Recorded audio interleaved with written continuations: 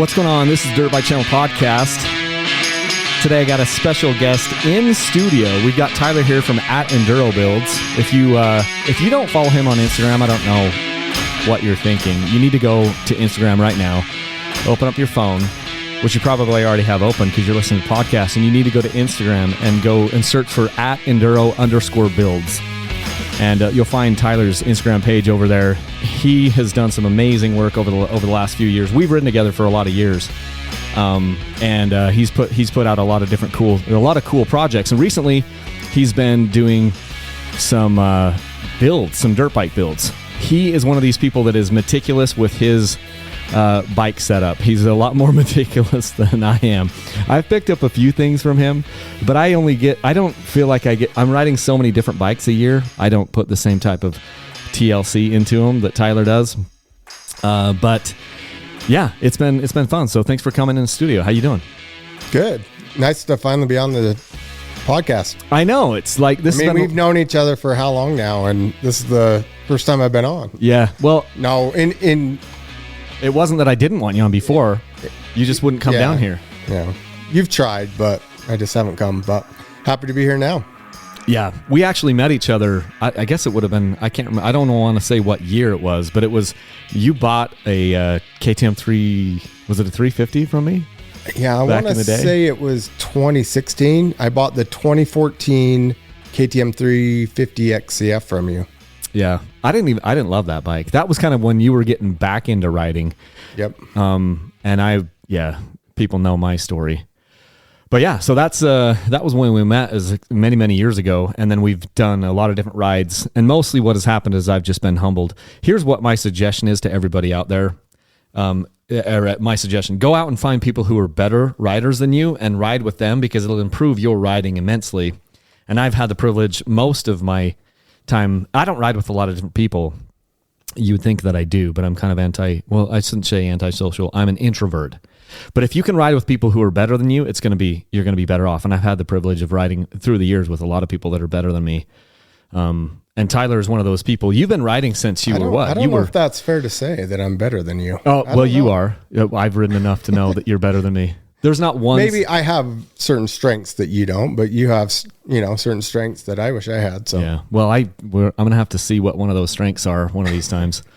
But yeah, Tyler he's been instrumental in just kind of helping me to get into more soft enduro stuff. And we haven't done it for a couple of years. Like our lives I've had challenges, he's had challenges, and we've been kind of adjusting to like different phases of our lives. But one thing that has always been consistent throughout this process is dirt bikes. And one of the things that I've admired about the way that you do stuff, you never like half-ass anything. We just were over at my shop here filming a video on the Iron Horse project, which we'll get into here in a minute. But we were going through, and you were just showing me the things that, pointing at this and pointing at that, and every single bolt of that bike had been touched, and that's one thing. But then it's the attention to detail down to like wiring harnesses and the way that you'll finish things off, and like even waterproof things like that. There's a lot of stuff behind the scenes that people don't realize. And when you start looking at even just Tyler's bikes that he goes out and he rides, there's a lot of things you're doing to the bikes that nobody else does. Like race teams do them, but it's because you're passionate about things. In some ways you're a little bit OCD on OCD, some of this stuff. Absolutely. But why? So how have you gotten to that point? Like because you were at a certain point, your dad was providing you bikes when you were, 5 years old, 8 years old, and you were riding, trail 50s or trail 90s or whatever it was. And now all these years later, pushing 40, actually you might've just turned 40. I just turned 40 less than a month ago. So how did you get to that point where it was like, you were just the sniveling kid, like all of us were back in the day, just riding whatever dad put you on, to now being so focused on the details and the attention to detail? How did that happen? Well, do you want the whole history? Like, how far back do you want to go? I mean, naturally, I'm kind of a perfectionist, and in a way, you might call it OCD. But pretty much, I don't like to do things half-assed, like you said, and I like to do things that are going to prevent problems down the road on my bikes. So I've, ridden for several years now, and I've learned, hey, these things are problems, and I like to fix those problems. So that's kind of where it all comes from. Even little things on, we've been on rides where, say on some of these newer KTM bikes where we've had power valve problems. You've gone through and you've figured out different ways on certain models to kind of mitigate some of those risks. And it's kind of crazy because if you get out in some of these environments, like maybe we're deep in some ride in Idaho or something where you're on a 100-mile loop, or you're trying to do a 100-mile loop, you never know what's going to happen. And so for the most part, the bikes are pretty bulletproof, but then every once in a while, after you've been out for 100 hours, hundreds of hours, you get into these weird situations where little weird stuff happens. You'll get a stick slide through an airbox boot, or you'll get, a radiator get pushed back and you're pinching off, hoses on coolant hoses and these random little things, or you might get, a lot of different stuff happen. Even today you were showing me about your, master links, and you're like, hey, I get this safety paint, and you said I do this on all my master links, and I'm like, I haven't noticed that on your master links. Maybe you just didn't do red color on all of them. Yeah, and so I haven't noticed. It's something I've started, more recently. I've tried other things, and yeah, like you said, it's just about mitigating risk, because we get back in some places where you don't want problems to happen, and inevitably things are going to happen, and you can't, have a contingency plan for everything or prevent everything. But, if I can do something that's going to keep me from getting stuck 60 miles from the truck, I'm going to do it. So. Yeah, I love that. So let's talk a little bit about Iron Horse, because this is if you don't know, if you're listening to this, Iron Horse is a project that Tyler worked on for the last few months. And it was an idea that he actually brought to me and said, hey, what if want to team up on something where I do the build and then you buy it from me and give it away as a sweepstakes bike? Because what I've done over the last many years is I've given away mostly stock bikes. Some of them have been had some upgrades to them, maybe been soft enduro certified or whatever, had with protective parts or different things. But a lot of the bikes I've given away have been mostly stock bikes. And if you look across, the industry, maybe a lot of you guys have seen what Diesel Brothers used to do. I don't think they're doing it anymore. They kind of would build these amazing trucks and give them away. And he's like, Tyler said, what if we did something like that? Because he does a lot of these builds, but it's hard to find a buyer, right? Or it's hard to get your money back out of it. So that's always kind of a pinch point for you is how much money do you throw at something? How much can you do for something? Because how much money are you going to lose in the end, right? Yeah, exactly. So a lot of these builds I just do for myself. They're my personal bikes, and I just build them kind of how I want, make them unique for me. But I've wanted to venture out and try some other things. The problem is you put all this money into a build. How do I get that money back? You can only recoup so much on these expensive builds. And so, like you were saying, I saw that you were giving away mostly stock bikes, which is awesome, and they're awesome bikes. But then I'd look around at other industries where they're giving things away, and everything's always like, a super extravagant build. And so that's where I got the idea. Hey, what if we just did a build where we don't really have a price limit? We just go nuts on it and see how it turns out. And luckily, you were willing to go along with it and, kind of be the checkbook for it. And speaking of checkbook, here's my checkbook. The one I actually want to write the check in is out in the truck, but yeah. And you trusted me enough, which was, cool to produce a product that was, good enough to have as one of your giveaway bikes. So yeah. And it's a cool thing. We'll see if this works, where we can recoup cost. I think we can, or I think I can. You'll get to recoup the cost. If you look at the cost, you could have purchased 2 bikes and given away 2 bikes for the cost of this one bike. Yeah. So. Yeah. On this one. So I'll be writing a $25,000 check to you to get this get this across the line. But that doesn't even include, well, first off, it doesn't include labor, which we didn't figure labor into that. We're like, okay, well, this will be Tyler's project here for the next little bit. But if you figured the retail cost of some of these things, you can easily add this up to $30,000. There's a spreadsheet. Yeah, so just on retail cost, it's probably pushing $30,000. Yeah, you sent. In fact, I have a Excel spreadsheet I'm pulling up here in front of me. And I didn't keep track of hours, and I don't really care about that because I want to, you were giving me an opportunity and I wanted to help you out. And, you know, there's an awesome bike now that people can go out and win. And I'm super pumped for whoever wins this. But there has to be at least $5,000 worth of labor in that. Well, it depends on what you would call, how much you would charge for your time. If I just look at, you've broken this down into OEM parts and then aftermarket parts. Just OEM parts, there are at least 40 line items here of OEM parts that had to be upgraded. And the OEM parts, most of those are involved with the carb conversion. So we converted this bike from a TPI to a carb. So it started out as a 2023 GasGas 300 EXC. EX 300. And that is a TPI bike. And the whole goal or objective of this bike was to make it as unique as possible. We wanted, you know, to make it not necessarily expensive, but just as unique of a bike as possible. And to do that, we decided to convert it from a TPI to a carb because there isn't a carb EX 300, you know, GasGas out there. So it's really unique in that sense. We did lots of other things to it to make it a unique bike, but with that comes a lot of expense and it adds up quickly. Yeah. I mean, if you like, I'll just kind of, this will be boring podcast stuff here, but this is perfect for radio. Here's like OEM parts that are mainly involved with just switching over from a TPI bike to a carbureted bike. Cylinder kit, flywheel rotor, ignition cover, pulse generator, stator, voltage regulator, spark plug cap, ignition coil, CDI box harness, wiring harness, because the entire wiring harness has to change. The entire electrical system. Battery box, battery support, air boot clamp, fuel petcock screws, petcock O-ring, fuel hose clamps, intake flange clamp, intake flange gasket, the water pump cover. Would that have to change? I'm not sure. Nope. CDI box had to change.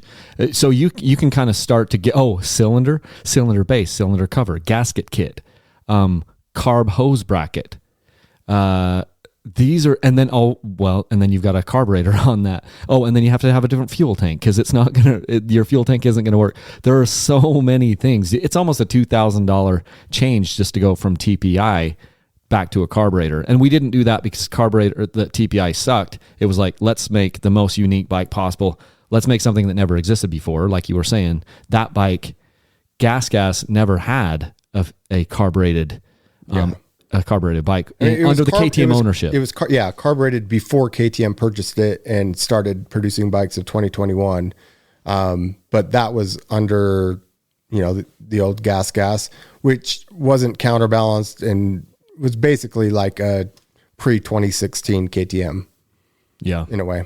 But yeah. So then even aftermarket parts, the fuel tanks, the Electron Billetron carburetor, Enduro wheel set, SXX slide plate or skid plate, the TSP head. I mean, it just goes on and on and on. I'm not going to run through it because now on aftermarket parts, you go from about line item 50 down to, there's over 70 different aftermarket parts that you listed on this. Let me say that again, 70. I basically went through each part of the bike and looked at it and said, hey, is there not necessarily a better part, but is there something that I can use that will enhance the performance or make the bike more unique or, you know, make the bike look better? So there wasn't a bolt on the bike really that was untouched. Maybe the engine internals, but that's about it. Every bolt, you did touch every else. bolt, even down to the frame. So you said that you got it, it's got the red frame, and within a few hours, 12 hours, you had the entire thing stripped down to the bare bones, right? Yep. Stripped it down to the frame, took the frame in, they stripped it down to raw steel and then treated it with some sort of chemical that gave it a nice, beautiful rustic brown color. You can still see the heat welds on the frame. Just turned out amazing. So super happy with that. That was another. So one objective was to make it as unique as possible. The other objective is I tagged this project Iron Horse. I like to give all my builds a name. This was Project Iron Horse. And as part of that, the reason I gave it that name is I wanted to build a rustic feeling looking bike but have it still look like a modern dirt bike. I didn't want it to be cheesy, you know. I could have gone overboard on it, but I think it turned out pretty well. It has a rustic feel, you know. It's got kind of some leather and wax canvas and browns and grays and stuff, and so that was an objective, and I think that it turned out pretty good. Yeah, I loved, even as we were going over different things. It's funny because I've had the bike in my possession for a week and a half or 2 weeks or something, and I've been focused on some other projects that I was working on. But I've had the bike in the shop and I've looked at it many, many times. But even just you going over it, there were several things that were way over my head. You know, even down to like, you know, we were talking about the foot peg pins that you decided to go with, you know, and just various things. Where did you even come up with the foot peg pin idea? Because those were expensive. Some parts I just looked and I was like, hey, those are the most expensive foot peg pins. They got to be good. Let's go with them. No, lots of these parts on this bike aren't necessary, and I'll even admit that. They're awesome parts, you know, and they're parts that serve a purpose and can, you know, enhance the performance or are different than stock, but they're not necessary. And a lot of people that have seen this bike have commented like, oh, the bike looks too pretty to go ride, you know? And I've always said the only way to ruin a dirt bike is to not ride it. So if this was my bike, I'd be taking it out and, you know, riding soft enduro with it, beating it up. Everything on it, it might look pretty, but everything on it is pretty solid. Like, I used the best of the best in, you know, guards and protection parts. So it's ready to go. And another thing I wanted to do was build a bike that could do pretty much everything. This isn't like a hard enduro specific bike. This is a bike with the suspension and the power, the way it's set up. You can do just about anything. Yeah. Let's talk about suspension here in just a second. But the only thing on the bike that I would feel bad about, well, the reason why I'm not riding it is I want it to be pristine. I want the new owner to get this bike and kind of be able to see it in all its glory. And whoever wins this probably should pull the tank off.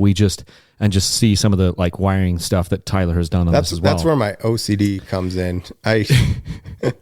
Organizing wiring and reinforcing and waterproofing. Yeah. I mean, and that's where a lot of the labor, you know, you talked about labor and people might think $5,000, you know, all you did was, you know, convert it to a carb and then slap some parts on it. But, and I went through the wiring harness, you know, piece by piece and reinforced and waterproofed and, you know, and I do that on my bikes as well, because you get out places after, you know, 50 hours of water getting in things and so forth, you know, you can have problems. So I like to, when the bike's new, go through everything and, you know, try and prevent those things down the road. So, yeah, if you are ever in the market for a bike, and you're looking for a used bike, I highly suggest that you look at one of Tyler's bikes. Yes, he rides them hard, but I have never seen anyone who does better maintenance than what Tyler does on his bike. So that's a testament to you.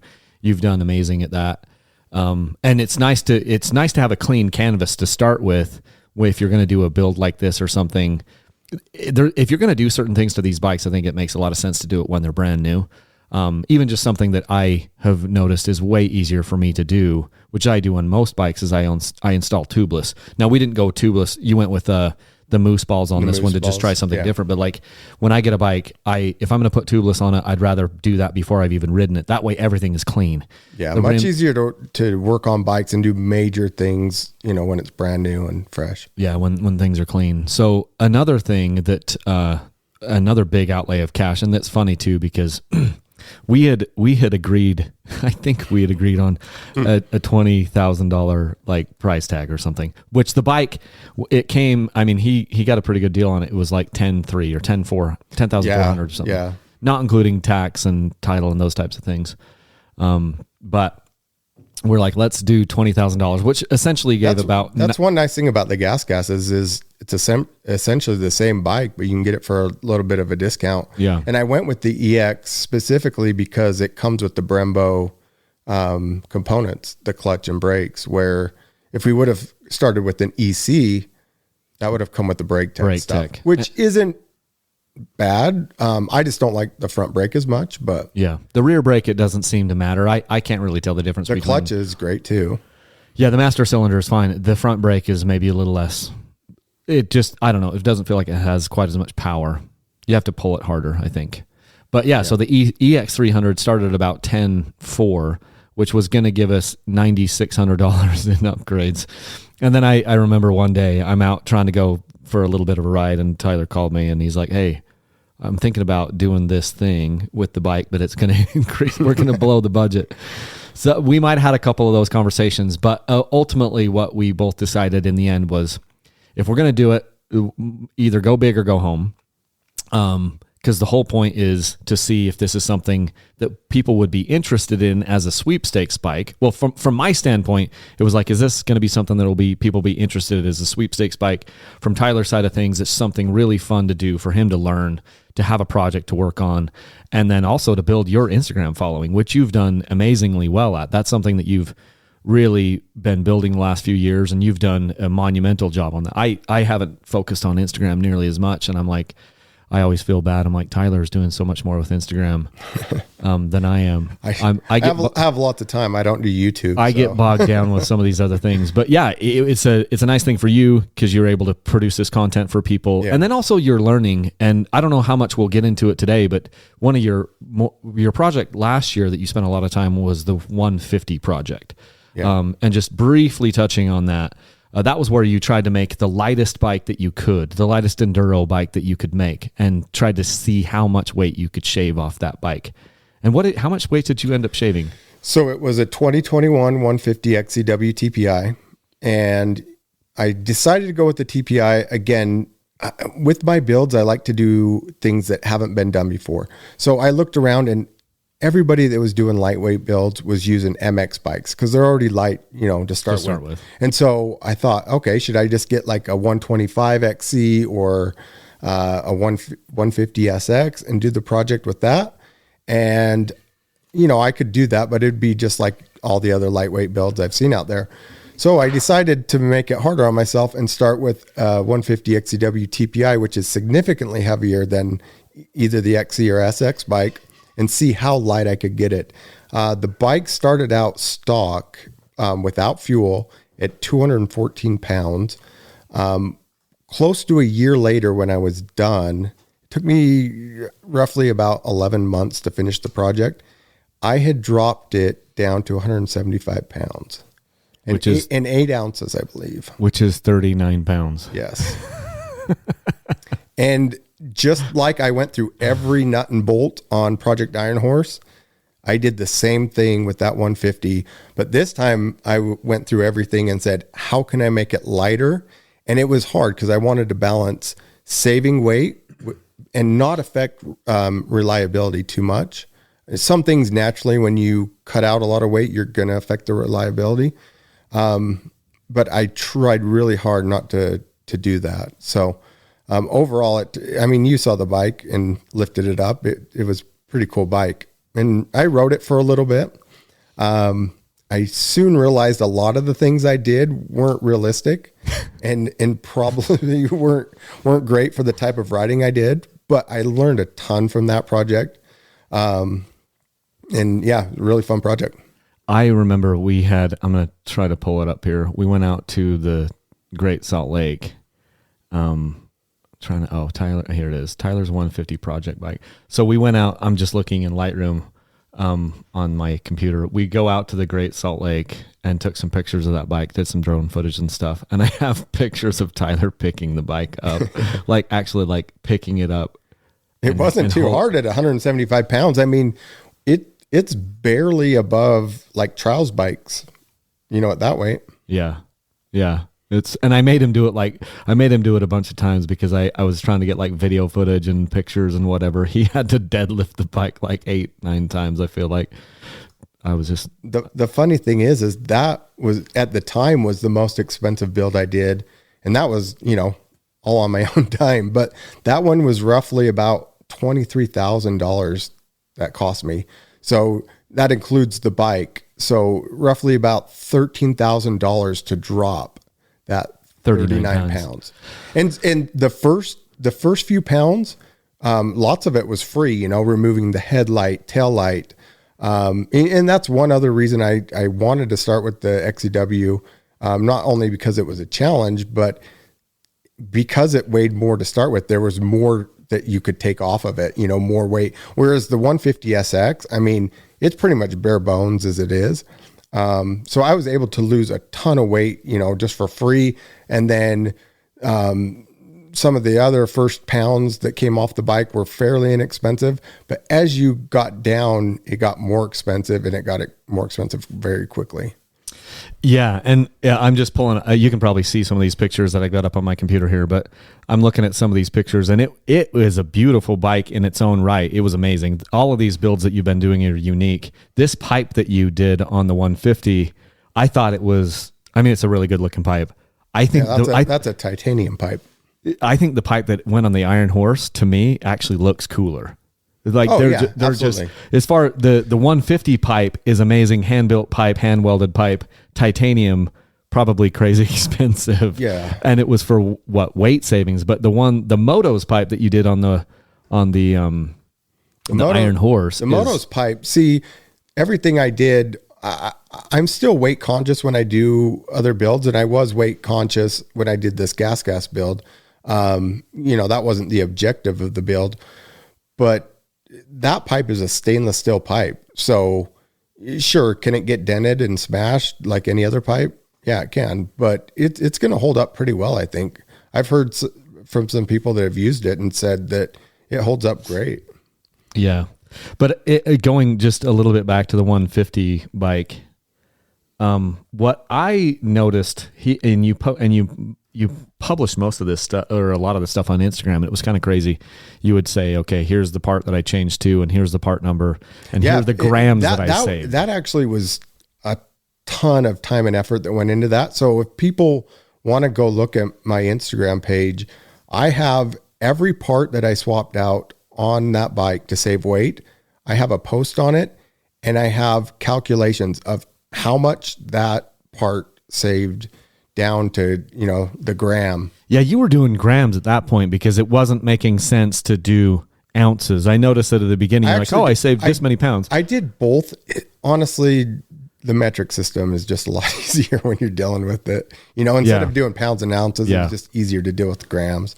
But I actually converted it, and that wasn't very fun. But everything, it has both metric and, you know, pounds and ounces, and how much the part saved. And then I didn't put cost, but you can look up all these parts and see how much they cost. And then you can determine, hey, is that pound worth that 5 ounces, you know, I'm going to save.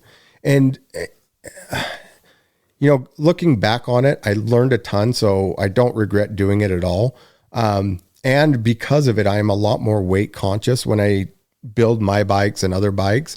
There's certain things I don't put on my bike just because I know how much they weigh and how that affects the bike. But, it felt super lightweight. Like, the bike was awesome. It felt like a mountain bike, like, especially like the side to side movement. It was like nothing I've ever felt before. But it wasn't. When you say side to side, what do you mean? Like as you're going down the road and like, you know, kind of moving your body weight in the bike to one side to the other. It just, man, had a super light feel. But it wasn't really realistic. And there's some things that I learned you don't want to, skimp on and reduce reliability, in favor of weight. So what wasn't realistic? What was something that wasn't realistic?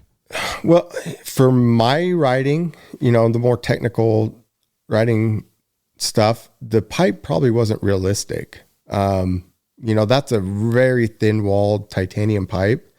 And I just knew I rode it, you know, on some kind of faster stuff. And I knew if I took it in the rocks, I would smash that thing. And that's a $1,300 pipe. Oh gosh. And so, you know, that's not realistic. There were some things I did with the wheels. I mean, I saved like 8 pounds in the wheels alone. The tires probably weren't realistic. I found the lightest 18 and 21 inch tires that are made, and they're made by Dunlop. They're the K990 tires. They're like the front's like 2 pounds lighter than your typical front tire. I think it was in the 6 pound range. But then you're going to get flats probably. Well, they're made for vintage bikes, and because a lot of those old vintage bikes don't have the horsepower to turn and move the more modern tires, the heavier tires. And so that's why Dunlop makes them. But I mean, the front was like 90, 70, 100, super narrow and thin. And same with the rear. The rear was almost like some of the front tires I have in width. So those probably weren't realistic. I don't know. I mean, I had a carbon fiber skid plate that, probably would hold up, but long-term, who knows? And it's been such a while since I've thought about that project. I'm kind of drawing a blank on everything I did, but there was so much stuff. I just remember thinking when you were making posts every day or every other day or something, and it was just kind of mind-boggling to see what you'd put down in your thoughts. And what my takeaway was, which is, simplifying it vastly. But when I've told people about it, I'm like, Tyler gave himself like a master's course in weight on these machines. And something that you had mentioned to me multiple times, and we'll get back to the Iron Horse, because that's one of the things we're here mainly to talk about. But you had mentioned how difficult it was to remove weight from these bikes, and it gave you a new appreciation for what the manufacturers are doing, where they're making these bikes on a wide scale, especially with KTM. And you're like, it was harder to lose weight than I thought, because you're going, every time I was losing weight, I was giving something up. I was giving up like a durability or longevity or something like this. And so you're like, it kind of gave you a new appreciation for what they were doing. Cause it's like, you're able to produce this bike that is pretty dang light, and it's also pretty dang durable, and you're mass producing it. And then here I'm spending hundreds of hours researching stuff to try to save, a few ounces here and a few ounces there. And I'm doubling or more than doubling the cost of the bike to try to shave 39 pounds. Yeah. And so it gave you like a new appreciation for what these manufacturers go to and what the engineers are going through to try to have a bike that is lightweight and improve it year to year to year if they can, and continue to push the ball forward without making the bikes heavier. Yeah, absolutely. KTM does an amazing job at making their bikes lightweight, fairly affordable and reliable. So can they make them lighter weight? Yes, but it comes at a very high cost. Yeah, and people complain about the cost. There's a lot of people that complain about the cost of the KTMs, and they just have done that. The thing that always has been frustrating to me is like, people don't recognize how expensive everything is. You want to talk about how expensive these dirt bikes are, go into mountain bikes. You can buy mountain bikes that are $10,000 mountain bikes, and they don't have motors. They don't have any of the stuff that we have on these bikes. And so, yeah, it's frustrating that 10 years ago you could buy a bike for $8,000, and now you're buying the bikes for, 10, 12 out the door. But everything has increased in cost. Inflation has been out of control. And so the fact that the bikes get $200 more expensive every year, it's frustrating, but it is what it is. And yeah, you can go out and you can get a Yamaha the Yamaha that I have, I've got a YZ450FX. It's a little bit cheaper than the KTMs, but there are certain things with the Japanese bikes you don't get. Sometimes you don't even get electric start. People will always compare like a YZ250 and they say, oh, look, Yamaha still makes this bike that's super cheap, or a YZ125. And if it's $2,000 less than the KTM 125, well, it doesn't have electric start, and it doesn't have the same gas tank, and it doesn't have the same, it doesn't have all of these different things. It doesn't have a 6-speed gearbox. And so you start lining the things all down. And yes, the KTMs are expensive, but the other thing that is always frustrating to me when people talk about how expensive KTM is, because I'm buying other bikes, Sherco's just as expensive. The biggest checks I've ever written for motorcycles to date are a Sherco and a TM. Yeah, not all the other brands aren't far off KTM now. I just saw a post by a guy on Instagram that was at a dealer, and it was a YZ450FX, a 2023, and it was listed for $9,000. So and you're not getting all those things that you mentioned. And with this 150 project, it came with both electric start and the kickstart on that bike. And to save weight, I dropped the kickstart, but kept the electric start. I could have saved more weight by going the other way, but electric start, that shows you how much of a necessity that it is to me. So yeah, once the people who bag electric start, they haven't had it yet. You know, it's like, it'd be like if you sit there, I bet you there were still people that were complaining about electric, like power windows in cars back in the 70s and 80s. People would complain about that, I think. But once you've had an actual electric window, you don't want to have to crank your window up. In fact, I bet you a lot of the people listening to this podcast have never even had a car that had an actual manual crank window. And I feel like once you've had electric start on a motorcycle, on a dirt bike, that's what you want. And especially if you get into these crazy situations on side hills and stuff. It's one thing to be out in the desert and, you stall your bike. It's annoying to kick it. If you're not or if you live in the Midwest, or I don't even know, just in these places where you don't get on hills, electric start may not be that big of a thing to you. But if you're completely gassed and you have no more energy, or if you're just on a side hill, and sometimes it's almost impossible to kickstart a bike. In some of the situations that we've been in, it's just like electric start is saving you so much time, so much energy, so much hassle, making the experience so much better. And then, there's a possibility that you could break something, or that a component of your electric start could fail, which is why a lot of us have wanted these backup kickstarts. But in truth, the backup kickstart is only used in like 0.00000%, 1% of the time. You might need it one time a year, or you might need it one time every 5 years. So they have just dropped the backup kickstarts in favor of weight, which has been hotly contested, I think. But yeah, I mean, if I could keep a backup kickstart, I would prefer that. But, I see what they're doing, and we just have to adapt and survive. So with that 150 project, though, I got it down to 175 pounds, and I found only 2 other bikes, full-size dirt bikes, that are lighter than that. And they were in the 165 to 168 pound range. And so I wasn't far off that. And both of those were carbureted MX bikes. One was actually an older vintage bike that had an air-cooled motor that was really lightweight. So looking back, I learned a ton from it. It was a super fun project to do. Awesome bike. But if I were to do it again, I would probably, going for the record, I would definitely start with a 150 SX or a 125 SX. Those start out 193 pounds stock. And I think if I do that in the future, I've learned enough that I think that I could beat, that 165 pound bike. That's the lightest full size bike that I've seen. As it is, the 150 XCW that I built is the lightest full size fuel injected dirt bike that I've ever seen. I haven't seen a fuel injected dirt bike lighter than that, which is pretty cool. That's very cool. I haven't looked at the pictures of this for a long time, but there were so many cool things that you did on that.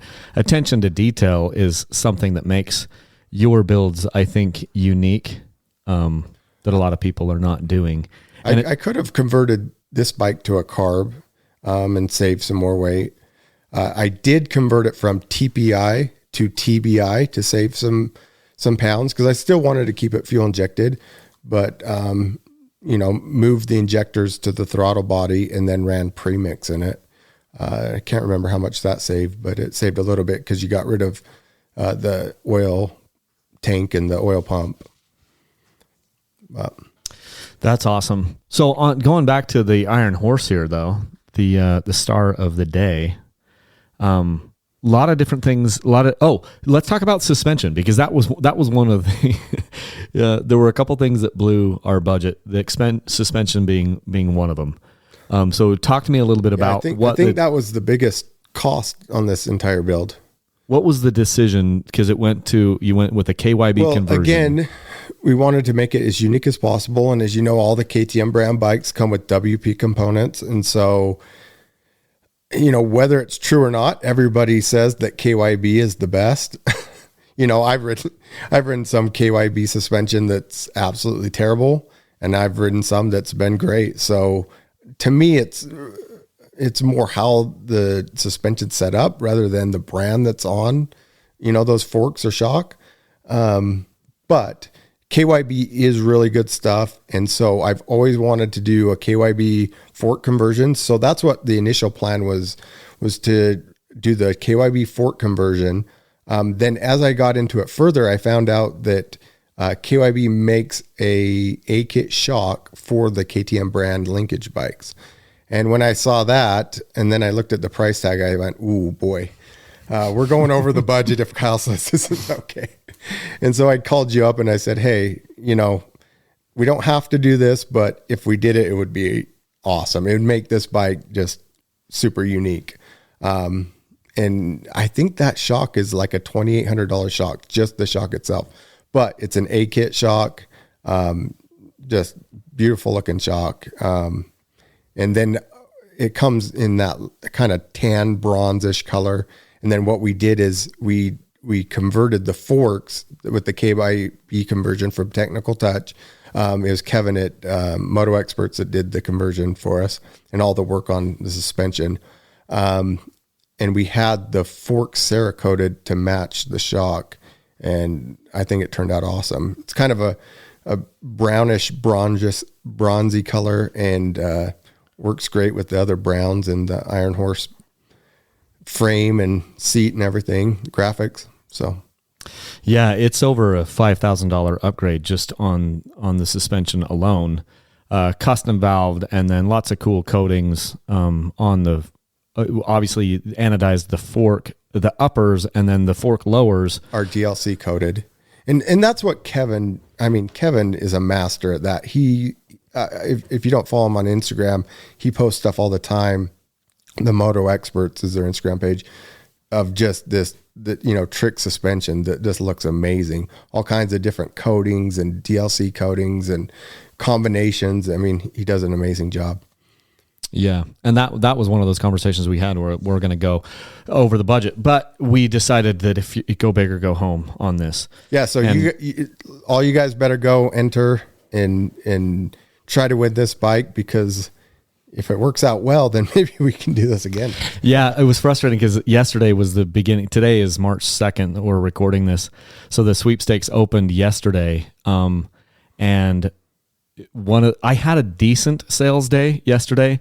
But what was frustrating is, so there's a lot of different ways that I kind of get people to know about these things. The first thing is there's a YouTube video that comes out. And that's one of the first places that people find this stuff out. And then I will also do like an email blast. And then later in the day, I did a text message blast. What is also on top of that is I typically am doing quite a bit of advertising on Instagram and Facebook. And I use a company, one of my good buddies that does a Facebook and Instagram ads. They manage that for me.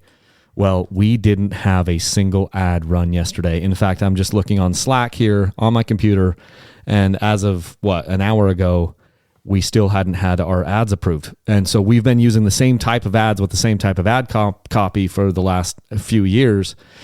And Facebook has been they rejected like every single ad we placed. And we're trying to figure out why.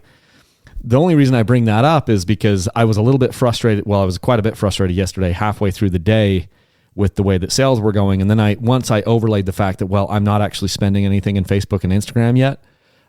It was an okay day, because I still know there's a bunch of people out there that don't know or haven't had the reminder that this thing is up and going. So if you enter to win this thing by going to my website, dirtbikechannel.com, any purchase you make over there in the month of March gets you entered for the GasGas and the Yamaha, because there's a YZ450FX that we're giving away. But yeah, I still haven't. I had a good sales day yesterday. Today's been a little bit down as far as, because I know the metrics that I have to make these things profitable. Not going to say what they are, but if you've noticed in this industry or in other industries, a lot of times people will do these giveaways, but they don't continue them. You see a bunch of people do a bike here or there, but then they don't continue it because it's hard. It's hard to actually make this profitable and make it work. So one of the things that we decided together, Tyler and I, was like, well, if we're going to try to do something like this, let's just go big or go home.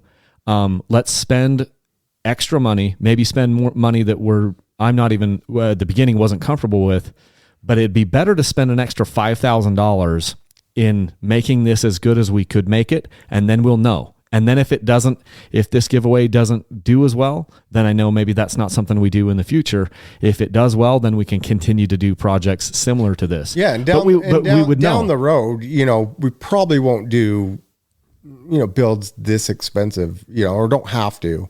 This was kind of one we were throwing everything at it just to see what happens. Just to see, and we even had help from a lot of companies, awesome companies that were willing to help us out.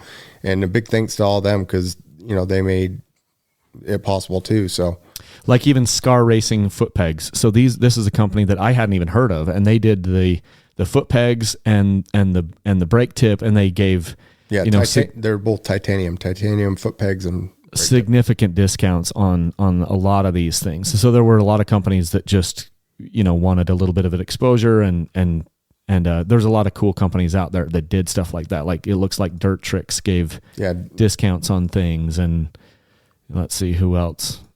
Two ride frame plug. That was that frame plug to cover. A lot of the companies that helped cross-link components with the swing arm guards, Dirt Tricks you mentioned, T-Rex throttle, that awesome billet throttle, the Mako 360 bar mounts.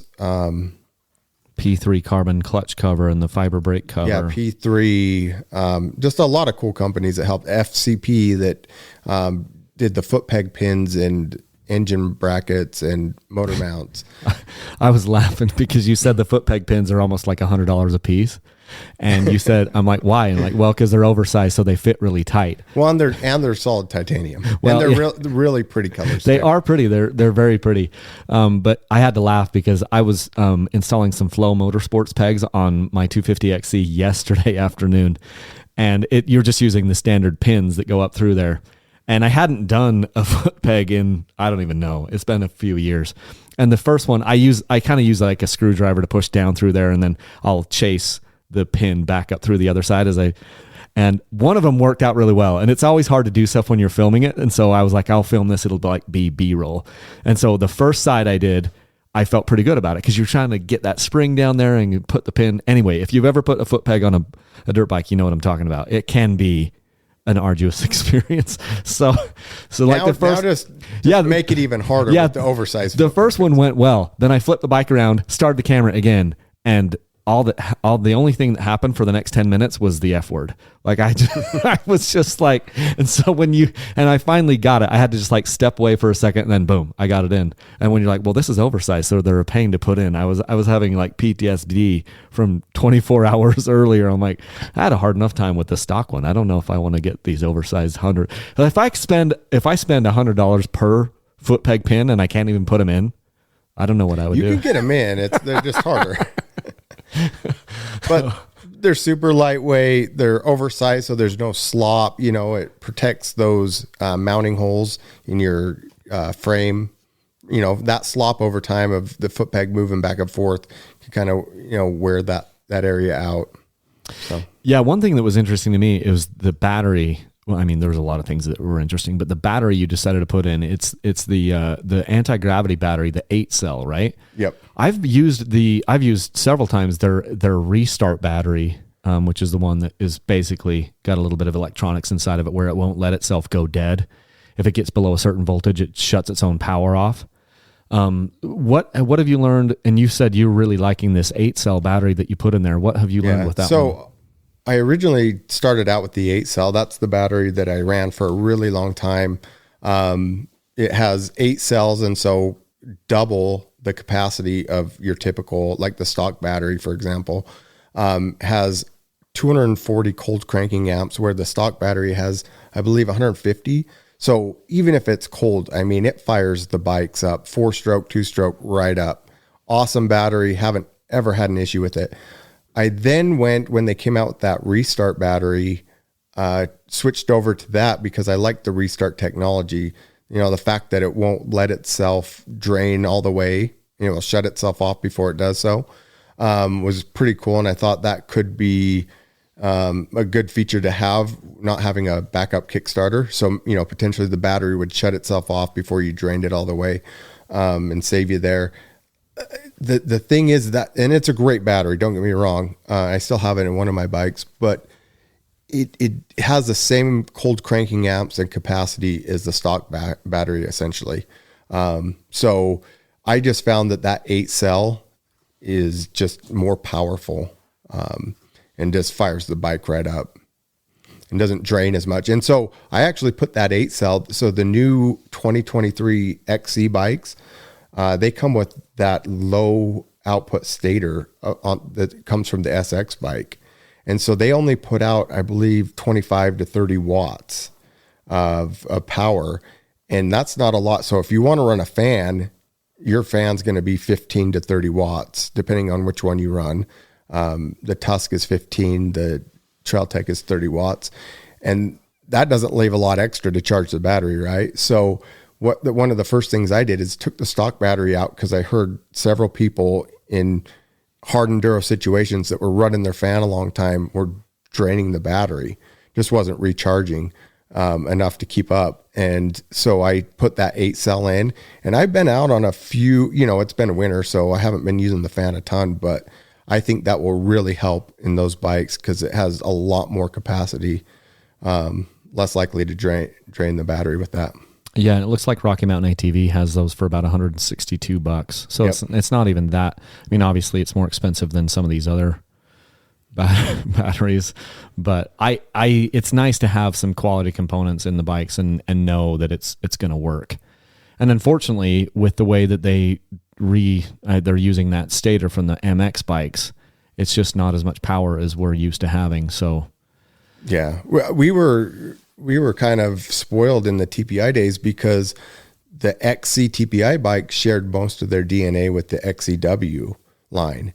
Now moving over to the TBI era, those XC bikes now share most of their DNA with the SX, which is kind of a bummer in a way, because those XC bikes used to be awesome, soft enduro bikes. Now they're not so much, I think. But we'll see what the XCWs look like coming out. They'll definitely have a larger flywheel and a higher output stator, to handle the lights and everything that will come on that bike. And so you could potentially take parts of that and put them on your XC. But I think now, if you want to do technical riding, we're kind of getting pushed more towards the W's. So. Yeah, because they even changed the gearing, like the transmission ratios on the XCs for the 2023, and I don't like it as much. Which should be the same exact gearbox that will be on the XCWs. I think that they just found a middle ground, and that way they only have to produce one gearbox for both bikes. Yeah, and if they were going to just do one, it's probably better than the XCW gearbox, but it isn't as good as as far as for me, I don't like it as much as what the old ones, the older bikes were. And so people will email me. I had a guy email me yesterday or the day before, I can't remember. And he said, hey, I have the shot at getting a 2022 250 XC, the TPI bike. And it was a leftover he found somewhere. Or I could get a 23 250 XC with the, TBI motor. And he's like, what should I do? And I literally told him, I'm like, if it were me, I would get the leftover bike, save the $2,000 and put that towards gas and tires. Because from my standpoint, the main changes that they did on the 2023 XC bikes, I love the motor. But a lot of the other changes I don't love as much. There are certain things I don't know as much about the plastics. I haven't had to pull a lot of plastics off. I know they redesigned the fender and things on the rear, which may or may not be good, but the bikes got stiffer. So the 2023 bikes got much stiffer on the XC line, and I don't love the gearing changes as much. And so I'm just like, I'd save the money. For me personally, I'd say the $2,000. The motor is amazing. I absolutely love it. So I have the 23 250 XC, and then my other bike, my more hard enduro bike, is a 23 300 XCW TPI that I converted to a carb, just like I did for Iron Horse. And so I've been riding them back to back, and there's something about that new frame and chassis that doesn't feel as light and nimble as the old one. Have you noticed? It feels like, to me, my hands and feet are closer together. There's that feeling. It feels longer. And I know I'm comparing a PDS bike to a linkage, and that might have something to do with it, but there's something, that frame on the older model felt more comfortable, not as rigid and stiff. There's probably something with the suspension that's playing a role in that too, because the new suspension's fairly stiff. At least the shock, the forks, you can play around with the air pressure and soften it up a bit, but man, that shock is a stiff shock. So, well, and I also had heard people say one of the problems when they stiffened their frame up a lot in this 23 bike, on the XC bikes, and they didn't realize how much they would need to change their suspension. And who knows? Like, the problem with suspension is it's all subjective to from one rider to the next. But yeah, I felt like they're a stiff enough bike, and I've ridden 3 different models. I rode the 300XC, the 250XC, and the 125XC, and all of those I felt were quite stiff. So I've told people, if you have a shot at one of these older bikes, these older XC bikes, and you're going to save some money, go for that. Don't get so wrapped up in the fact that the motor is changed and different and possibly better, because the TPI there wasn't anything majorly wrong with that. If you put in an idle screw in the bike, so you could adjust your idle independent of the air bypass screw, I feel like I hadn't had a bike. There was only one of the maybe 20 different models of TPIs that I had that I couldn't make run exactly how I wanted to. The others, they all ran amazing. Some of them, it took me 10 minutes to tune them. Some of them, it took me an hour or 2 different rides or 3 different rides before I got them to run the way I wanted them to. But here's what I noticed with the TPI bikes. Once I got the bike to run how I was happy with it, it ran that way everywhere I went. Didn't matter what altitude, elevation, didn't matter what temperature. The bikes always ran consistent, which doesn't happen with a carbureted bike. So even with electrons or smart carbs that I've had, once I get the smart carb running well, there's still a little bit of a variance, and same thing with the electron. So that was something that I noticed with TPI is, it was frustrating sometimes to get them to run exactly the way you wanted, but as soon as you got that dialed in, it seemed to hold that forever. Whereas the carbureted bikes, you always have a little bit of a variance in how they ran. Yeah. That was what my experience has been. And then on TBI, I would say the TBI is almost like taking the best of a carburetor, like the feel more, low end grunt feel of a carburetor, and then mix it with the best of the TPI has to offer. I totally agree. And so going forward, that is going to be the thing. And at least on the XC models, you drop the oil pump, which is cool. And that would be one reason if someone's looking at, the older generation versus the new generation, if you absolutely do not want an oil pump and want to run premix, that would be a reason to go with the new generation. It will be. But from what we're seeing in different rumors and stuff, it looks like the XCWs in 2024 are going to be kind of a hybrid where they'll be TBI, but they'll still be oil injected, they'll right? Still have oil injected. So So for some people, they'll like that because they won't have to mix gas. Others are going to be not. And I think it's a smart move by KTM because, you're giving those that love the oil injection and the convenience of it, that option. And then those that primarily racers that want lighter weight and less complexity, you can get the XC. And if you're riding faster trails or desert racing or stuff like that, man, that XC is amazing. Absolutely amazing. The only problem I'm seeing with the suspension and frame is when you're getting in the really, really tight stuff. I just notice it doesn't feel as nimble and flickable and plush as, the older bikes I've had. So, yeah, but it does give us, one of the nice things is we have options, and then if you don't like the KTM or GasGas lineup, you can go with Sherco. Or even TM. So I bought a TM recently, haven't ridden it, but there's a lot. And then Beta, didn't even mention Beta. There's a lot of different options that we have. And I think we're really lucky that we still have as many options as we do in the off-road market, because most of this is pushed, most of the attention for dirt bikes comes with motocross. So you've got supercross and motocross, and a lot of the stuff that we end up getting on these off-road bikes trickles down from the racing, changes that they make. Some translate better than others to this off-road market, but then we've got a lot of different companies that will, kind of pick up the slack in the aftermarket. For instance, Trail Tech or Fans or something, things like this. They went to the fuel injected bikes, and then suddenly the bikes ran hotter. They just ran hotter because I think there were less fuel coming in. And so it's like now it became more important for you to run a fan. On that note though, I do feel the TBIs are running a lot cooler. Totally. than TBIs. They're running or so than the much. TBIs. They're running so much more fuel. Like I'm noticing on my tailpipes, I'm just like, I've got oil coming out of my tailpipe in ways that I never had on the TBI or TPIs. So, and I've actually heard of people fouling plugs on them, which I never heard of really with TPIs. The only the 150s, I think there were some. The 150, the only TPI bikes that I heard about people fouling plugs on is if they just started the bike and let it idle for 10 minutes, or if their crankcase pressure sensor failed. Yeah. And you would know, it seemed like I could start to see it over email. I've never had a crankcase pressure failure. Have you? No. The sensor. But I've had enough people emailing me where they say, hey, I've got this bike. I ran it for 30 hours and then suddenly it will not stop fouling plugs. And I think out of all the issues that I heard of, that's probably the biggest issue with the TPIs was that crankcase pressure sensor. And it seemed to affect the people in wetter climates more for some reason, like the Pacific Northwest.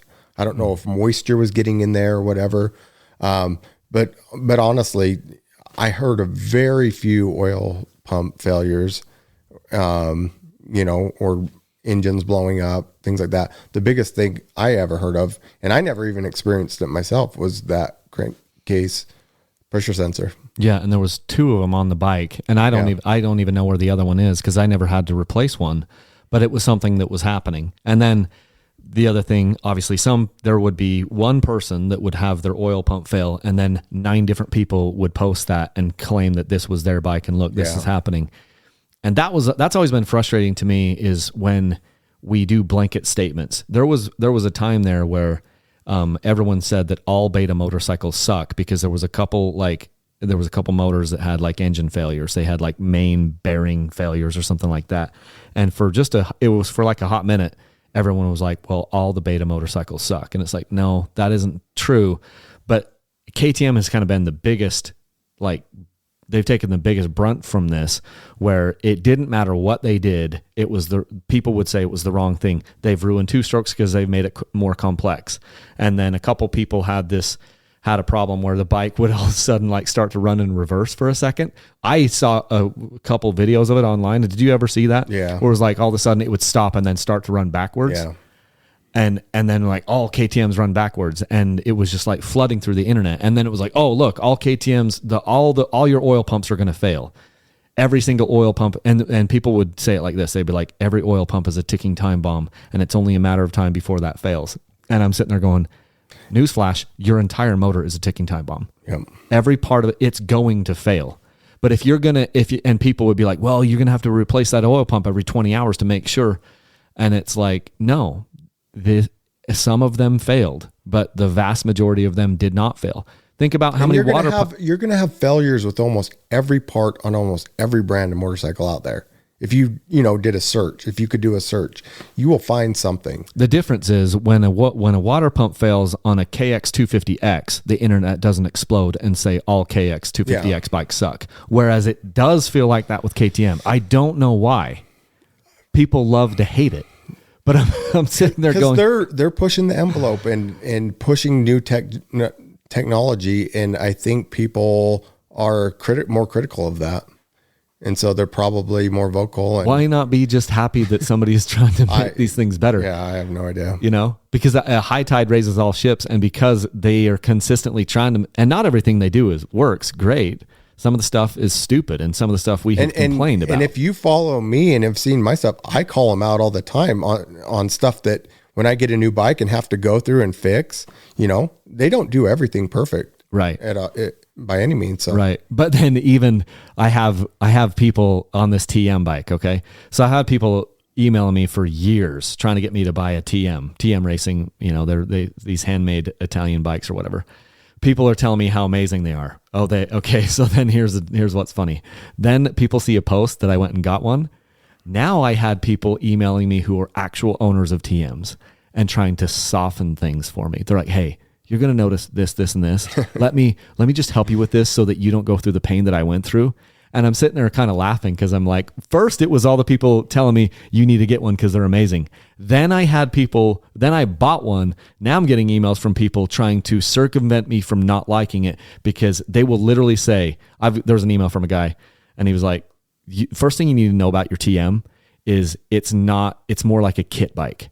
He's like, if you're used to having a KTM and then you compare this TM, it's going to feel more like a kit bike, like it's not fully finished. He'd be like, there will be times where you'll be messing with something and you'll say, well, they didn't think that through all the way. Because I'm used to having either a Yamaha or a Honda or a KTM or whatever, a mass-produced bike where they've got like kind of polished some of the things. And now I'm on this TM and you'll be like, this is kit bike. So people are emailing me to try to like help me to not get too pissed off. And again, I haven't ridden it yet. There's just the one thing that we were talking about earlier today with the power valve, like the power valve has to reset. It goes through like a process when it starts up the bike where it kind of like figures out its ranges. And it takes a couple minutes for that whole process to happen. Usually, if it's the first start of the day, according to the dealer and some of the other people that have emailed me, it isn't a big deal because your bike isn't running that well when it's cold anyway. But if you stall the bike on a hill or somewhere and then you immediately try to get going again, the ECU and the power valve are going to try to do this little dance again to try to figure out where their ranges are, and your bike will run like garbage. It will have no low end. And it's just bizarre to me that they'd have that power valve reset after every stall. Power cycle. It's every power cycle. So to try to circumvent me from hating it, or just to have a better experience for their end customers, the dealer that I bought it from up here in Heber City, they know that this is an issue. So they put this arming switch on there, which allows you to basically get the bike running and get it all the way up to operating temperature, and then flip this little switch, which keeps the electronics on, so that when you stall it, the bike doesn't know, the electronics doesn't know that it ever shut off. And so it doesn't try to reset itself and go through this. And it's like, if that happened, if something like that happened on KTM, like the world, like it would go nuclear. Like the dirt bike world would go nuclear. Yeah, but like you said, TM has known about this problem for some time, I guess. Years. And many years. But it goes back to the same thing with KTM and the power valve puncture, for example. That started in 2019 when they came out with that generation. They haven't fixed it until just barely when they came out with the brand new radiators, yeah. which we put on Iron Horse to prevent that power valve puncture. So, it's frustrating. All the manufacturers have these little issues, and you know what? If you're going to own these bikes and take them the places we take them, you got to figure out ways to get around that, adapt and survive. You got to figure out some things, because it's like, you don't want to be stuck out in the middle of nowhere. I always think about the time when we were at 5 miles of hell, and I was on that 2019 300 XEW. That you dropped off the cliff? Did I drop it off a cliff? Was it the snowy cliff day? That was a different time. That was the same bike, different. I was like, wait, no, because we were at 5 miles of hell and it wouldn't start. Remember, we got to the crux, and then what had happened is it blew a fuse. It blew a fuse, and we had 3 people there, me, you, and Sam, all looking at it, messing with things, and we didn't notice that the fuse was blown because we were just looking at the fuse. We didn't actually pull the fuse out. The point of that one was we couldn't get the bike to start. The fuel pump fuse had blown. We swapped ECUs, we swapped fuel tanks, we swapped everything. What we didn't do was check. We just visually inspected the fuel pump fuse. It looked like it was good. If we had pulled that out and put the spare fuse in, the bike would have started. And so it's just kind of like all the best laid plans. There were several things that were done to that bike to kind of make it hardened or whatever. And people had said, well, you never want to get in a situation where you don't have a kickstart. And I'm going, the only time I couldn't start my bike, it even had a kickstart. And it was because I had this fuse blown that I couldn't diagnose. None of us, I take full blame for that, because I'm like, no, the fuse is good. And out of all the fuel injected bikes that you and I have owned, that's the biggest problem we've had, really. Biggest. And it's a minor issue. But if you would have been on Iron Horse, for example, the carb converted bike, that wouldn't even have been an issue because there's no fuel pump. So again, I'm not one to say fuel injected is better than carburetor or the other way around. They're both different. They both have positives and negatives. One of the positives of a carburetor is just more simplicity to it. And if you have issues out on the trail, you're more likely to be able to get in there and fix it. Yeah. So there's that side of it. Now here's the other side that is super awesome for fuel injection. I'll give you a short little story. my son comes to me a few months ago and he's like, Dad, I'm all his friends, he's 14 and he hasn't started to, he's in a growth spurt, but he's got a lot more to grow. And all his friends are riding like either 250 4 strokes or 125 2 strokes. And he was still on this one, an 85. And he was just feeling like a little bit, I want to be on a bigger bike. So he comes to me, he's like, Dad, how long do you think until I can get a bigger bike? So I have him go sit on one of my bikes up here in the garage and he could tiptoe on it. The next day I started calling around for a 125XC. We go down, we buy this 125XC, and then it's been super hard to ride here recently, but I go out and I didn't do anything to the bike because it's a TBI fuel injected bike. I did nothing to it. I just put it in the trailer, went down to Swing Arm City and rode it for a few minutes. The bike ran better than any 125 I have ever seen.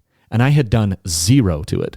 I bring the bike back, and then a few weeks later, my son goes out and he rides it, and it ran amazing. I can't tell you, it's the first time I've had a bike for one of my boys that I didn't have to spend multiple hours tuning it. The KTM 50s that we had, I was always finicking around with those. The KTM 65s, they were finicky. I put electron carburetors on them, and I was tuning those all the time. Same thing would happen with the 85s. I have 2 different 85s. Both of them have electron carburetors. They don't run the same. I checked. The mini bikes are super finicky. Like I even pulled on the one bike, we had it running pretty good, the 185 SX. I pulled the metering rod out of that bike just to measure it with a dial indicator so that I could then just replicate that on the second one that we had. Didn't matter. I still had to spend like 2 hours tuning the thing because I couldn't get it to run exactly the way I wanted it to. And so I've spent all this time with these little mini bikes messing with them.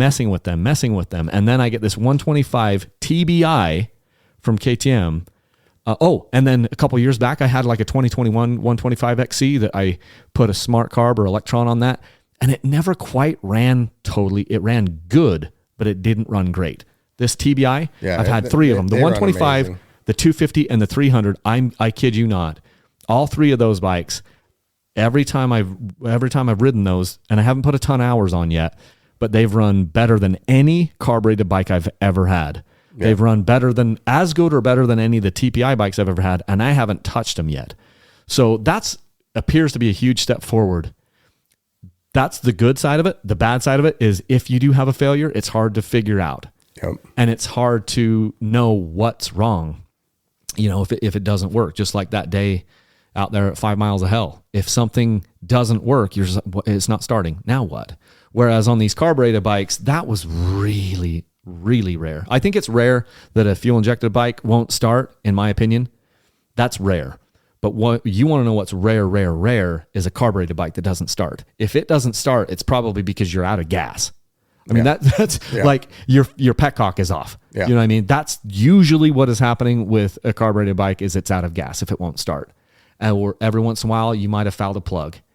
And if you have spark and you have fuel, they just run. Whereas the fuel injected bikes, it's a little bit more complicated. There's just more moving parts. And when you have more moving parts, there's more potential for failure. Or just more electrical components. Exactly.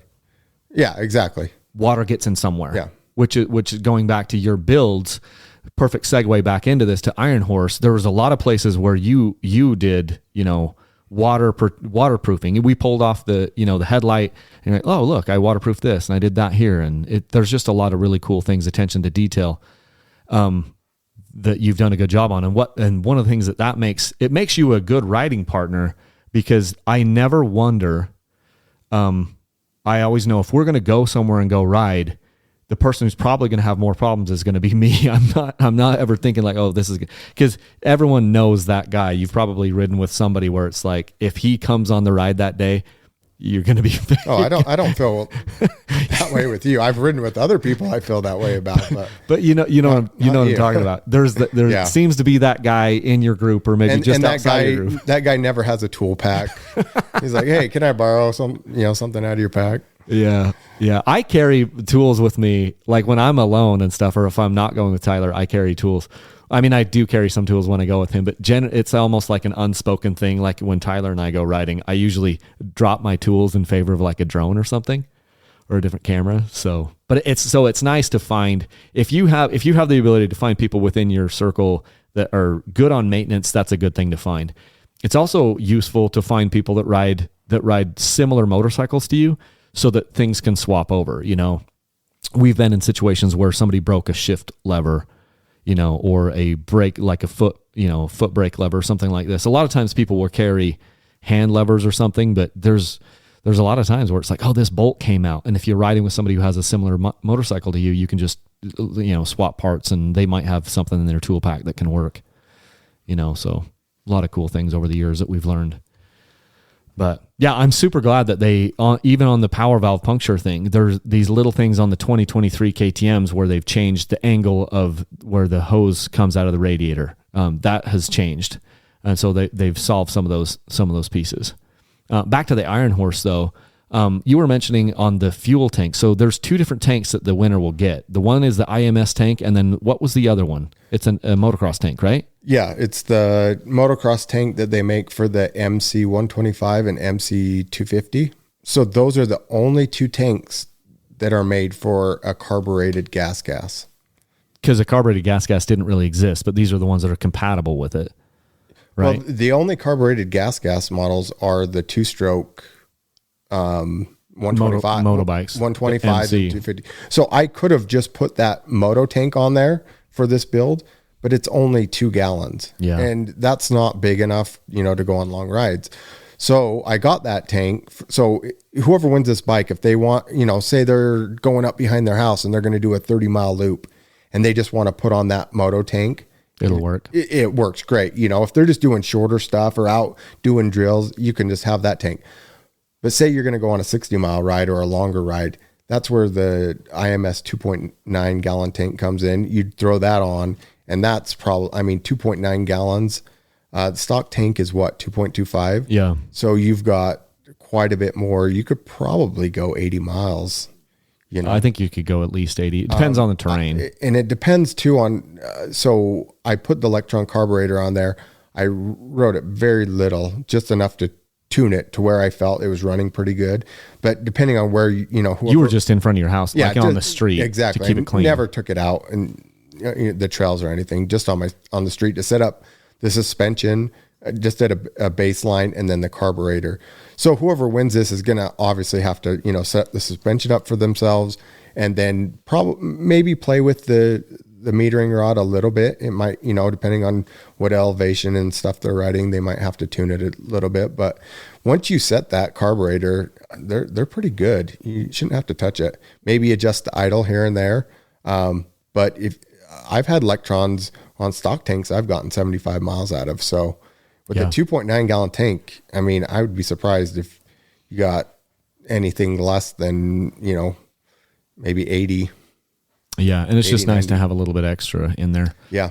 What about the TSP head? So you went with the medium compression head TSP. What was your thought there?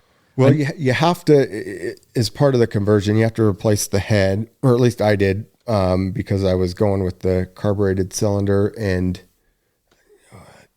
part of it was for bling factor. It's a really nice copper bronze looking head. And the other part of it was their medium compression head has worked pretty well. I have it on my 300 that I converted to a carb. I'm not usually a big fan of high compression heads on neither am 300s. Why? Neither am I, but why are you not? The bikes have plenty of power at stock. Like I don't feel like I can ride the stock power to its full potential. So why do I need more? Even at high elevation, I've never been in a case where I'm like, I want more power on this 300. On the 250s, it's a different story. I do think that they're awesome there. 300s, not so much. Again, it was more for the bling factor, and there's some performance gains there for those. If you're doing hill climbs and whatever, and need a little bit more power, super high elevation, higher than us, and you want more, then it's great. They make removable inserts, so if you wanted to go even higher, you can go higher with theirs, and you can go lower as well. They have a low compression head that's, I think, similar to stock or lower. Makes it super smooth and tractable. So they make really high quality products, and there's lots of customizing that can be done with it to suit your riding style. So yeah, I agree with everything you said there. I think a lot of people, it's one of the things that has been hard for me to wrap my brain around, especially as I've ridden more and more, is just the race that everyone has to get more power. They want to install a new ECU, or they want to install, a high compression head or whatever it is, because they think they need a little bit more power. And I'm just like, man, we are none of us, most of us are only getting, less than 30%. I feel like less than 30% of the capability out of these machines. And so if I then add 2 or 3 or 4 or 5 more horsepower, now I'm getting even less out of its capability. I just have ridden with enough people. I've been humbled enough times by different riders, and I've ridden with some pro people, and I've ridden with some just regular Joes like me. And I've come to find out that these bikes are way more capable than I will. Yeah. I'm not going to be able to squeeze. I don't think I'll ever squeeze more than 40% of the capability out of any of the big bikes. And I'm even talking about a 125. I think I could probably get about 40% of the capability of a 125 is probably all I would ever max out at. So if I'm going to ride a 250 or a 300, I'm going to be somewhere in this 30% range. That's the way that my brain works, is I'm going to be able to get about 30% of the capability of this machine out, because so much of this doesn't have anything to do with power. You watch like a Graham Jarvis and Cody Webbs and these different people, and you see how they're doing things with their bikes. They're not revving them up too much. You know what I mean? Even like some of the local guys that we have around here, you watch how they ride and the things that they do, and you listen to their motors, and it's like, it's not like you're wrapped out to do any of this stuff. Yeah. So much of it is about your weight on the bike and the balance and the timing and all these things. And so everyone wants to add more power. And I'm like, I don't think that's the answer. Power is not always your friend, but proper technique is. So yeah. And it all depends on the kind of riding you're doing. If you're someone that's just out hitting big old hills, and full throttle all the time, and you need that little bit extra, then, or you're at super high of elevation and you feel it like you need it, then great. That's awesome. For me personally, and for the riding I do, I don't feel like I need it on the 300. Yeah. Even when we've been up at like 11,000 feet, like the bikes have had enough power. Yeah. I mean, my son on his 65 was up at that height on a carbureted 65, and he made it. So, why do I need more power? Yeah. Yeah. Well, it's pretty awesome. I mean, everything from, I'm just reading through some of the things, Hinson, bulletproof clutch cover and, frame guards and radiator hose kit, V-Force 4 reed valves, Trailtech hour meter, the Trailtech digital fan, the Motos pipe, the X-Trig triple clamps up on the front. And then obviously the shock, the X-Trig shock and the shock adjuster, the sag adjuster on the back on that shock to make adjusting sag just so simple. There's so many cool things that were done to this. The full KYB conversion, the carburetor conversion, titanium foot pegs and full, wrap fork guards and steering stem nuts and axle blocks and everything that happened. The 8-cell battery, the dirt tricks. There's several different places on the bike where there's dirt tricks, sprockets and, washers and, brake rotors and these types of things. The moose balls, which is something that both of us need to test eventually, is these moose balls in the tires. For those of you that don't know, it's a newer product that's come out where you're putting actual individual, they're not actually cylinders. No, they're not. It's almost like you take a moose and you just cut it into 25 pieces. Yeah. And then you're sticking those individual pieces in there. I've seen some videos on that. I think it might be kind of a pain to like switch into a new tire, because now you're dealing with all these different pieces. Yeah. Actually, the install wasn't too bad. I mean, you have to lube up each individual ball, which was kind of time consuming, but the actual install, I would say, is easier than a moose, a full moose that I've done. My biggest problem with the mooses is how hard they are to do it. Yeah. It wasn't too bad. I mean, I did install on the wheels double rim locks just as a safety, and which made it harder. That makes it a little bit harder, but it wasn't terrible. I just wondered though on subsequent tire changes, because that is probably going to be all nasty inside of there. I'd imagine that it's going to get all dirty. Yeah, inside there, and now you're going to have a bunch of water gets in there. You're going to have a bunch of nasty mud balls. Yeah, and you'll have to clean off your balls, and relube them and put them back in. Clean your balls and relube. I don't know. It may be. The cool thing about it is a lot of guys with the mooses, that want adjustability or to have a lower PSI equivalent. They drill them out. They'll be drilling them out or cutting sections and this and that. But then that affects the durability and longevity of the moose. So they don't last as long. Cool thing with these is they're customizable. So I think it comes with, I don't want to say like 20 moose balls. And if you put in all of them, you have stiffer, higher PSI equivalent.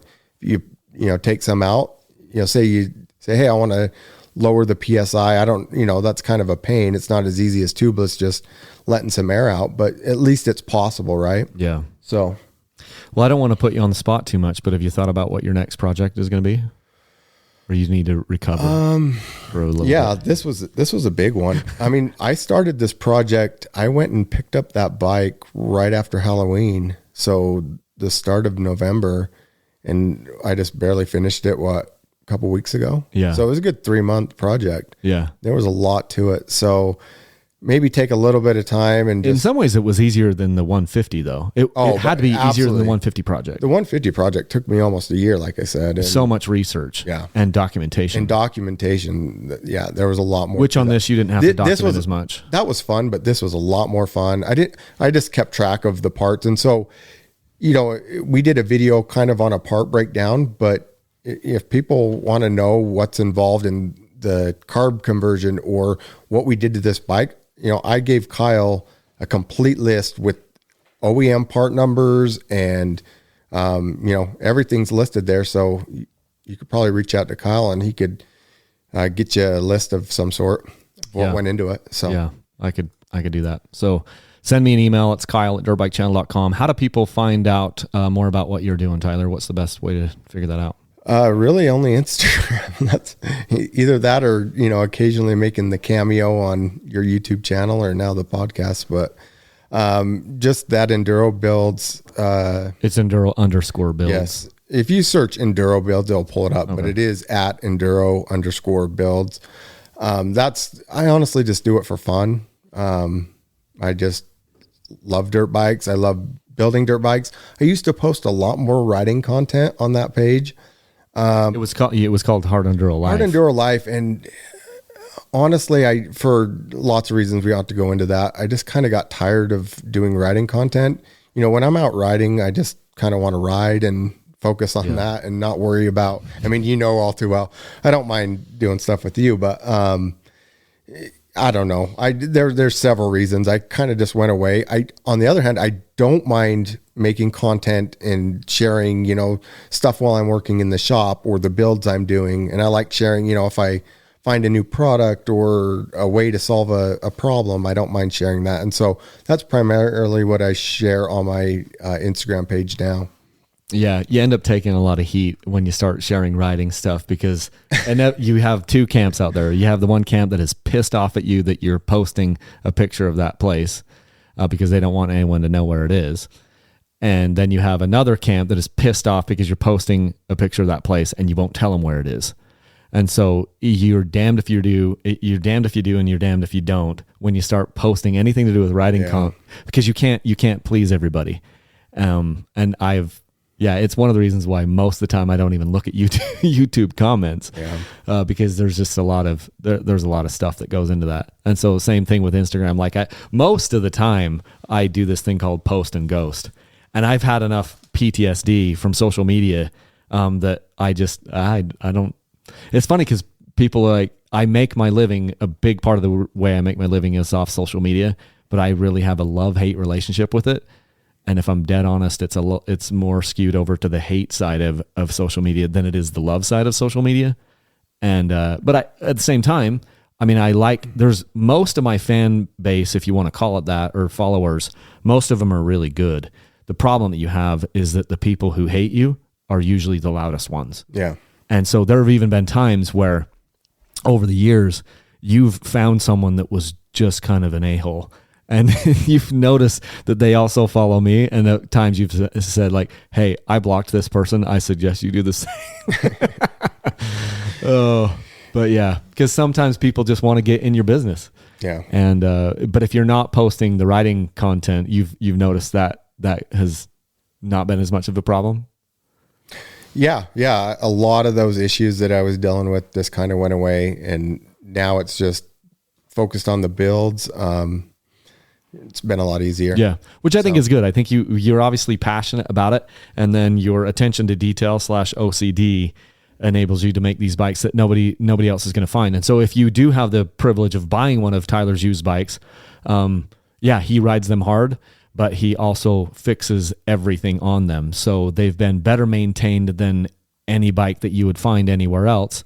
And he'll tell you what's happened to it. A lot of times too, he swaps plastic. So he'll get an extra set of plastic right off the bat, beat those plastics up, and then the bike is completely solid, all the major components. And then he'll go ahead a lot of times and put the original plastics back on, and you're getting this amazing bike that is in many ways better than new. The only thing is it'll probably have 100, I 200 ride my hours. bikes hard, and but you're maintaining it. But if I break something, I replace it and I maintain it. And I even tell people that come buy my bikes, I don't buy used bikes very much. But if I were to buy one, I would buy one for me. And you, like, even our buddy Garrett, like, what was that? Was your 2020 300 XCW? 2020. He bought it after you'd put like pushing 200 hours on it, and he's still riding it. Do you want to know something interesting? I was just down there riding with him, and he has now over 400 hours on that bike. And I asked him, what problems have you had? This is a TPI. That's supposed to be, problems. Supposed to have all these problems, that we talked about. He hasn't had one issue. So I rode the crap out of it. He's now riding the crap out of it. He's only done preventative maintenance. He's done top ends. He did finally replace the oil pump just as a preventative measure. And he replaced the crankcase pressure sensor. Not because he had to, but just preventative. And he's over 400 hours. So, that tells you right there that they're pretty solid. Remember when Rich Larson was telling us that if you don't follow Rich, it's at Rich511 on Instagram, right? Yeah. How many hours did he do on his Husky? I don't know. Like 300 All I remember is he did over 250 hours on the stock oil pump. I thought he was pushing 300 hours, Yeah. and then he just did a top end and replaced the oil pump. But I'm just like, everyone's going like, you've got to replace that every 50, 60 hours. No, you don't. Yeah. See, the thing is on the internet, you're not going to hear these stories. Yeah. You're going to hear the negative. And Yeah. so I have people, reaching out to me all the time saying, I heard this and I heard this. And I said, you know what? It's a legitimate issue probably for that person. Take it with a grain of salt. It's not as big as you think. This is my experience. I've had 5 TPIs, now 1 TBI, 0 issues. You've had, I don't know, 30. Yeah. The only difference is I don't put a lot of hours on them. So that is one knock on me. And I will say that straight off out of the gate is, yes, I've had 20, 25. I don't even know. But some of them I've only put between 3 and 10 hours on. But it all adds up. But I have put over 200 hours on some and over 100 on most. And then we have other friends and people we know that are doing over 400 hours, and none of the people, that's what I keep telling people, is none of the people inside of our circle of influence, which is not super tight, but we're talking thousands of hours. I am totally confident. You start thinking about some of the Idaho boys that we ride with and different people, and I'm sitting there going, I am confident to say that we just in maybe 6 or 8 guys that I can think of off the top of my head, I would say it's no less than 4,000 motor hours since TPI became a thing. And I don't know of a single issue other than like I had a fuse go out, you know what I mean? So it's tough, but thanks for coming over. This is super fun. This Iron Horse is incredible. You did an amazing job on that. And, if you still don't have your entries to this, you've got plenty of time till the end of the month. This thing goes until March 31st, 2023. You can go to my website, dirtbikechannel.com. That's the best place to go get entered, because there's a couple ways you can get entered over there. You can buy like any of the products that I have, tie downs or hats or shirts or whatever. Or if you want to use my links to Rocky Mountain ATV, there's a Shop Rocky Mountain ATV link right there on my website. That puts a little tracking cookie in your browser. And then you just buy anything that they sell, anything that Rocky Mountain ATV sells. two benefits from that. Number one, you're going to get free entries into the sweepstakes. With every order you place with them, you get 3 free entries, and it also gives me a kickback that helps to fund this stuff. One of the reasons I love that is it doesn't cost you anything. It doesn't cost you anything. You've already decided you're going to buy that helmet or those tires or that gear, and Rocky Mountain ATV will pay me a slight commission on that. So please use those links. It helps to keep these things alive. All the content is funded by either the sweepstakes or YouTube ad revenue, which is hardly anything, or the Rocky Mountain ATV affiliate link. So please go ahead and continue to do that. Other things, if you want to get involved with my text message list, you can. If you've never signed up for text messages, you can do that over on my website. It's right under the contact form. So dirtbikechannel.com, you've got a contact link, and one of the menus under there is SMS and email updates. That will give you free entries to the sweepstakes if it's your first time and you've never done it before. So thanks for coming over, Tyler. That was super awesome, and we got to go ride soon. Thanks for having me. We got to have some better weather though. This winter's been rough. Rough. But I think we're just about coming out of it. So thanks so much, everybody, and we'll leave a single track. Thanks.